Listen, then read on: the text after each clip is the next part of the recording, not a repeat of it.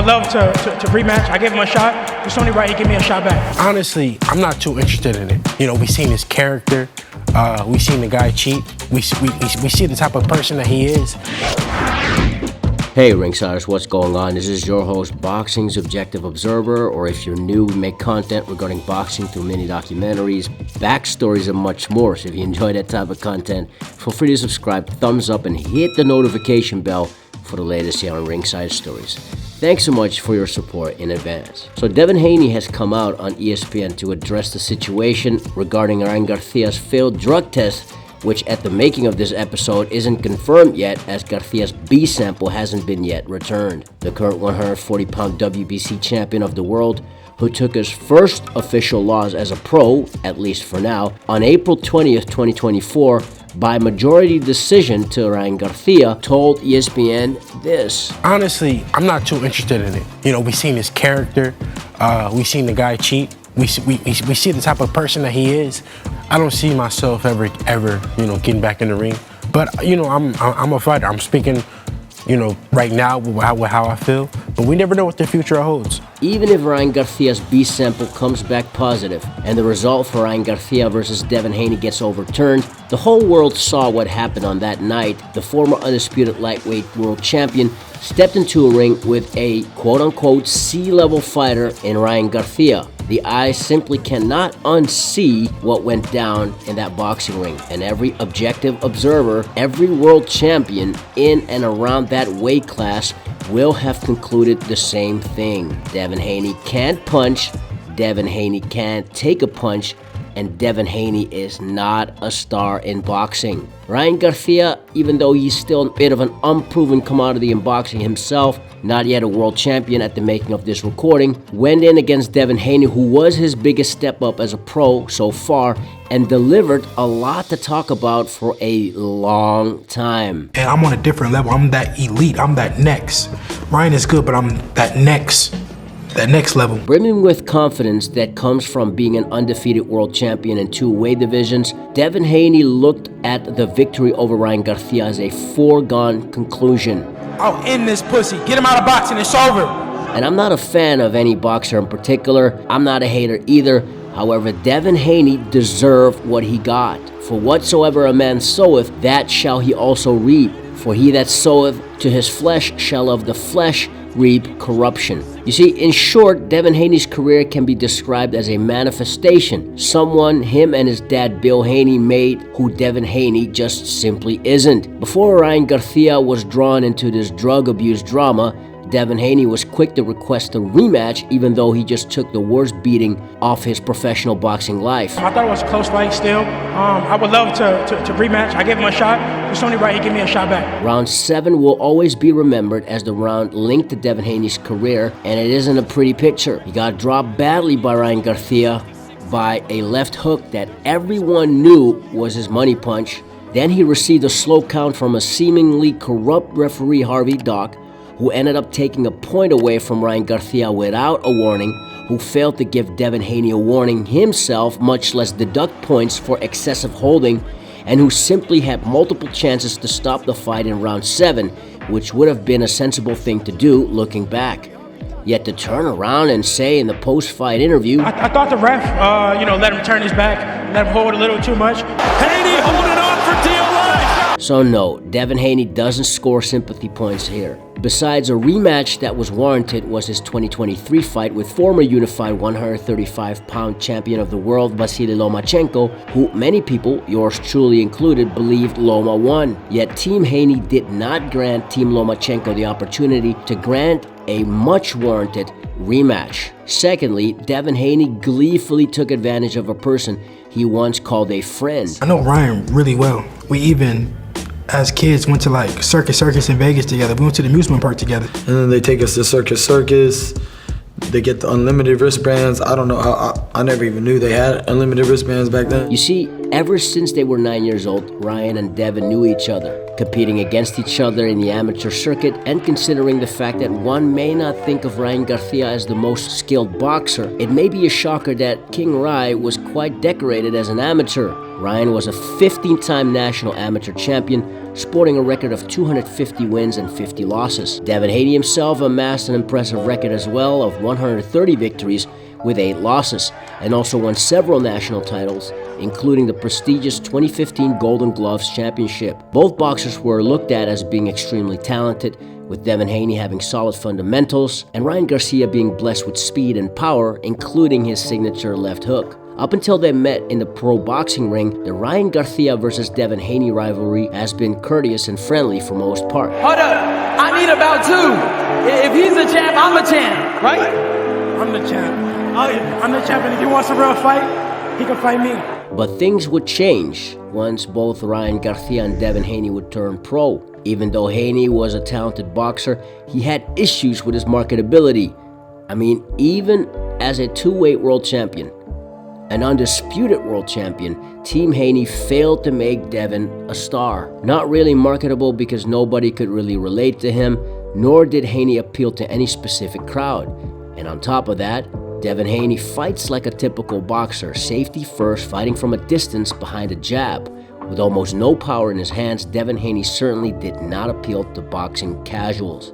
Now, by comparison, Ryan Garcia came into the pro rankings with a huge fan base that he built through social media and his YouTube channel. And every single fight showed what Devin Haney didn't show for most part. Many of his fights ending in spectacular knockout. Unable to turn their prodigy into a household name, Team Haney decided to alter their approach to this new age self-belief stuff made popular by former WBC heavyweight world champion Deontay Wilder. I speak it, believe it, receive it. Speak it, believe it, receive it. Well, look how much money I make, more than you. No, you don't. Okay, Eddie, No, you Eddie, don't, do sir. we want to ask Eddie? No, you Do we don't. want to ask Eddie? You talk about following. Haney versus Lopez didn't come to fruition, even when that would have been for the undisputed lightweight world championship. All about followers. Yeah. It's not about followers. That's why you Make guys the fight fake it till you happen, make listen. it. A fight with Shakur Stevenson also did not happen, with Team Haney offering Stevenson a revenue split of 75-25 in Haney's favor, justifying that revenue split even though Devin Haney himself did not bring a huge fan base. Still, Team Haney framed these situations as fighters avoiding him. The reality is that Devin Haney has never been popular, as his aforementioned fight against Vasily Lomachenko for the undisputed lightweight championship of the world did only 150,000 pay-per-view buys. In contrast, Ryan Garcia fought Gervonta Tank Davis, doing 1.2 million pay-per-view buys, the most pay-per-view buys in all of boxing in 2023, without any title on the line. And those buys came off of Ryan Garcia's pool, not Tank Davis's. Now, I did a couple of episodes on Haney versus Tank. Watch them if you haven't already. Now, since Team Haney couldn't secure a fight with the undefeated Gervonta Tank Davis, the next logical step would be to fight a former Tank opponent, somebody who brought eyes to the sports, but not seemingly as tough of a challenge. And that somebody, of course, was Ryan Garcia. The vastly more popular Ryan Garcia was willing to give Devin a 55-45 split, by far Devin Haney's biggest payday, whose last pay-per-view against Regis Prograis cracked the jackpot of 50,000 pay-per-view buys. Ryan Garcia was a gift for Team Haney, who in all honesty brought little to the table in terms of marketability, excitement, and revenue. Not only has Ryan proven to be much more of a pay-per-view star, on top of being a previous Tank opponent, also this was going to be an easy night's work, as Ryan was going through every single issue imaginable. Ryan Garcia was going through a divorce, had public battles with his promoter Oscar De La Hoya, dealing with mental health issues, and Ryan Garcia had substance abuse issues. With all of the momentum Devin Haney had garnered in his 30-plus pro fights, securing a belt in a second weight division, Ryan was looked at as a prey, a wounded animal, an easy fight with a big name and a big bag. So Team Haney intended to take full advantage of that. Devin and Bill Haney started to make up a fake beef about Ryan not respecting their religion, which turned out to be an absolute lie. Nah, he said some stuff about my religion that like he cannot come back from. Disrespecting religion, and for that, all gloves are off. Don't try to start that narrative. I told you, don't bring religion into this. I don't know why you're doing this. I already told him in the DMs, let's not make this a religious thing. Shit, if you feel like I disrespected you, please let me know, because I didn't do it. The Haneys never responded, because they simply made a false claim and they just used their religion to stir up a non-existing beef. So Devin and Bill Haney simply lied through their teeth. Now, Ryan was certainly unwell, drinking, smoking pot, and obviously in a manic state. Empty, drank it all myself. It got to a point where even Rolly Romero, who helped the WBA strap at 140 for a hot second, and a notorious boxing troll, somebody that had issues with Ryan Garcia in the past, came out and said this about King Rye. All I know is he's going through right now, and y'all need to be there for him instead of slandering him. That said, this didn't deter Devin Haney at all. If anything, Devin Haney seemed energized by the fact that Ryan Garcia seemed to be in such a bad state. Bill would claim that Ryan's just playing it up for the cameras in order to save face, but moments like these show what Devin really thought. Ryan, are you gonna be there, or you gonna go on your phone? I'm gonna go in there and beat him down. I'm gonna show him that I'm just on a totally different level. I'm just way better. He needs some coke to talk.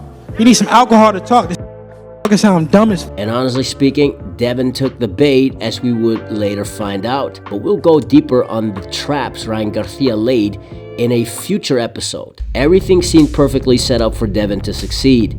This wasn't a fight, it was more of a execution with a completely compromised fighter. He was getting more eyes on him than he ever had before, with an almost equal split of the money whilst bringing almost nothing to the table in terms of marketability nor proven excitement. That was all Ryan Garcia. Not to mention the extra money Devin Haney received for Ryan missing weight, on which Team Haney agreed before the fight. Yes, Devin Haney didn't make a problem of Ryan Garcia missing 3 pounds, as he was incentivized, which would later be a proven part of Garcia's trap, because in Haney's mind, those 3 pounds weren't going to matter anyway. He got a big name, but I'm an A+ fighter. Ryan Garcia is a C-level fighter.